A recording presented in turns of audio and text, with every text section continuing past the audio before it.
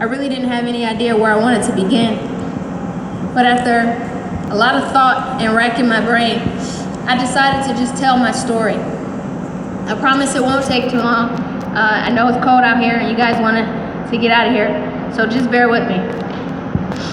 So growing up, my mother was the disciplinarian. She was the one who always told me to strive for greatness.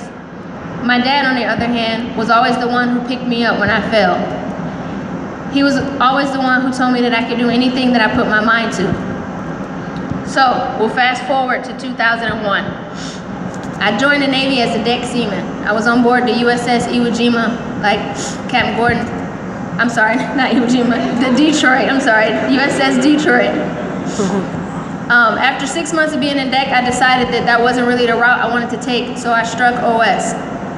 So I went up to Operations Department, OIO1, as OS3. It was a little different than it was in deck, so I got to see my leadership a lot, my chiefs, my officer, ops, and my divo. So every morning I would see the divo and ops head off to a meeting. So I asked my OS2, where do they go every morning? And they said, well, they go to khaki call. And I said, well, what do they do at khaki call? And they said, that's where they plan and decision making. And I said, plan? It's like, the planning process. And then they come back and they give the plan to the chiefs and then we execute it. And I said, oh, okay. So the next morning, I got up, got my uniform ready, and headed down to the khaki call. I knocked on the door, and somebody let me in, said, hey, Ops is sitting over there. So I went and sat down next to Ops, and Ops is looking at me like, OS3, what are you doing here? So I was like, well, sir, coming out of deck, the last evolution that I had to deal with was painting the anchor chain, or painting the anchor, and they put me over the side. And I didn't really like how that plan went. So I figured if I'd come here, I can give some ideas so that wouldn't happen again. So he said, well, OS3, how about I come see you after this meeting and you can give me your ideas and I'll bring it to the meeting tomorrow because it's only for khakis. So I said, okay, roger that. Ops didn't come back that day, which was fine. A couple of days later, he sent for me to come see him, and he handed me a folder. And he said, I want you to look over this and tell me what you think. Come back in a couple days. So I said, okay. So I'm walking out of there like, yeah, Ops took me serious. He wants to hear my ideas.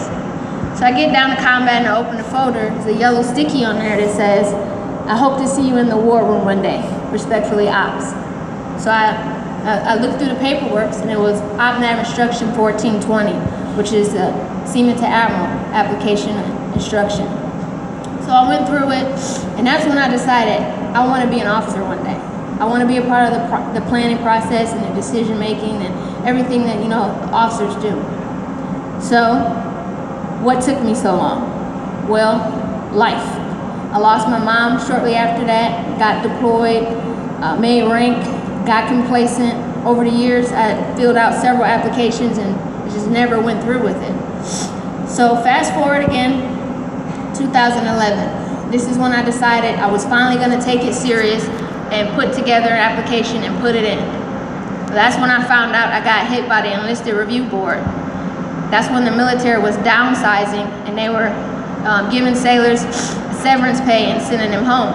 So I called my dad. I said, hey, Dad, I'm coming home. I'm getting out of the Navy. I was hysterical, crying and everything. And he was like, well, why are you getting out of the Navy? I said, I don't really have a choice. They're sending me home. He said, well, what do you do? What'd you do? I said, I didn't do anything. He was like, well, surely you had to do something. I said, no, I didn't do anything. And he said, all right, well, take the rest of today, finish crying, and call me tomorrow. I said, really? So a couple days later, I finally called my dad back, and he said, all right, now that you're done crying, what's your plan? He said, you wanted to be an officer. What are you going to do to get there? What can you do from this point to get to where you want to be? And I said, well, I guess I can go back to school, finish my degree, and try to come back in with an officer recruiter. He said, well, there it is. Get hot. So the next year, I went back to school, finished my degree. Just so happened I stayed in the reserves, and right when I finished my degree, NCC said, hey, OS1, we have some active duty billets available. Do you want me to put you in for one? So I said, sure. So she put me in for it. 2 weeks later, I found out I got picked back up. And I jumped back into the active duty side. Now this is when I decided that when I came back in, I wasn't gonna take it for granted this time. I wasn't gonna procrastinate. I was gonna hit the deck running. So I got orders to the Iwo Jima, and that's exactly what I did. So to the junior sailors, when you come to a crossroad in your life, remember to never give up. Nothing worth having is gonna be easy. The only way you can fail is if you give up. Believe in yourself and follow your dreams. That's one of the best lessons that my dad and my mom taught me. To the Iwo Jima crew, it's been a great 4 years. It's been a long ride, but well worth it. To OI01, we had our ups and downs, but I wouldn't trade it for the world. Thank you for all your hard work and your dedication. Without you, I would not have been able to achieve this dream. I challenge you to keep working hard, keep studying for your exams, get every warfare pin that you can, and remember, if you can work as hard as you did for me to help me get here, it'll be that much easier to do it for yourselves. In the absence of leadership, lead. Everyone always feels like their chain of command isn't the greatest and that they can do things better. But what I say to that is learn from them. And when you become in charge, make sure you make it better. It's always easier to tell somebody what they're doing wrong, but when you're put into that position, it's not as easy as you thought it would be.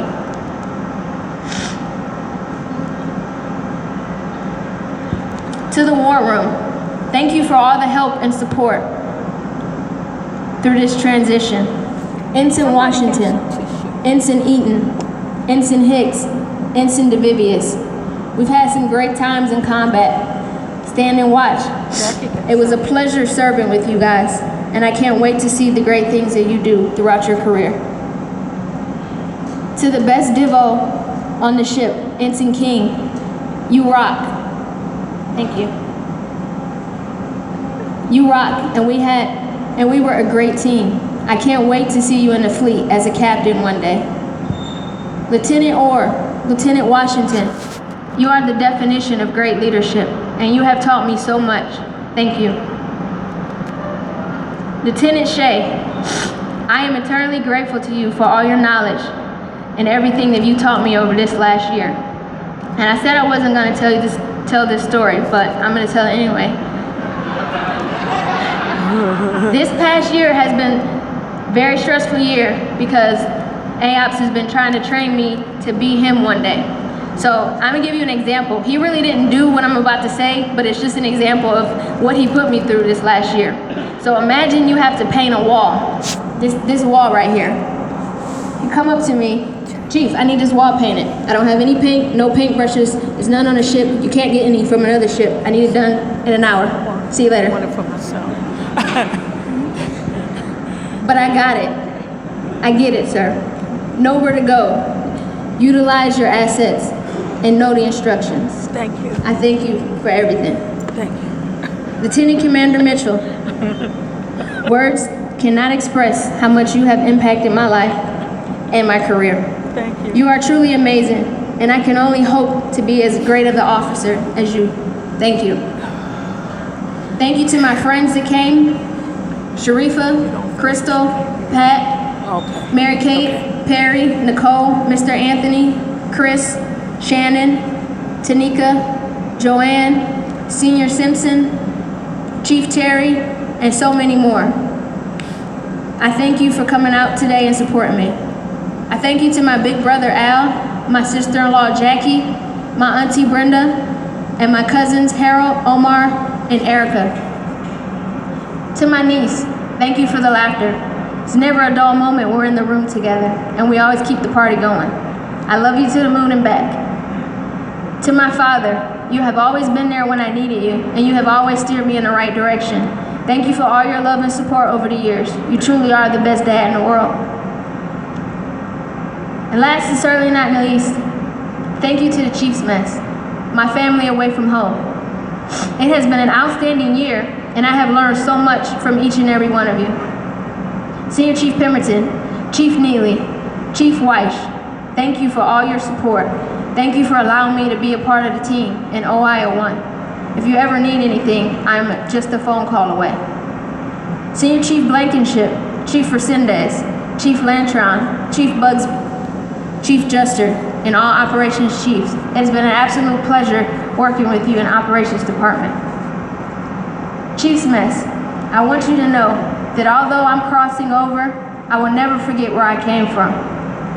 Once a chief, always a chief. Navy Chief!